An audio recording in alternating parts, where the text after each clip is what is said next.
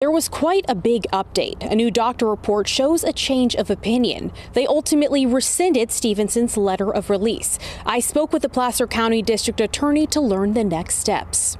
You may recall William Robert Stevenson, a sexually violent predator convicted of several serious offenses, who's run into multiple obstacles finding permanent housing. But now, the Department of State Hospitals and Liberty Healthcare are seeking to file a formal report to revoke his conditional release. It's a complete 180 from their initial finding that he's no longer a danger to others and unlikely to reoffend. Something has clearly changed since they're seeking to file that report. Unfortunately, the reasons behind why they have changed their opinion remain sealed. Placer County District Attorney Morgan Geyer adds that this is most likely the reason why the state hospital canceled a community meeting last week for residents to weigh in on Stevenson's possible release. Stevenson's potential release has faced longtime pushback, and several of those concerned residents were in attendance for Monday's hearing. I'm a mother, a daughter, grandmother, very concerned about our community,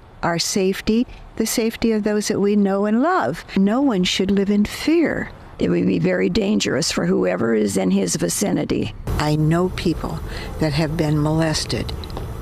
They never are healed. And despite the DA's ongoing opposition, the office is still required to continue looking for a permanent residence for Stevenson.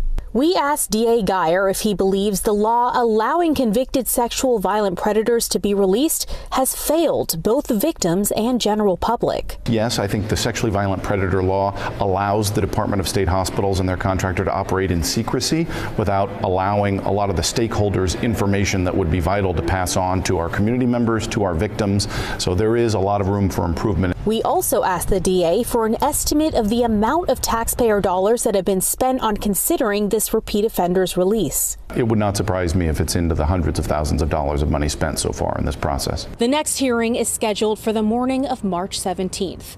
Reporting at the Placer County Superior Courthouse, covering local news that matters, Juliette Smith, Fox 40 News.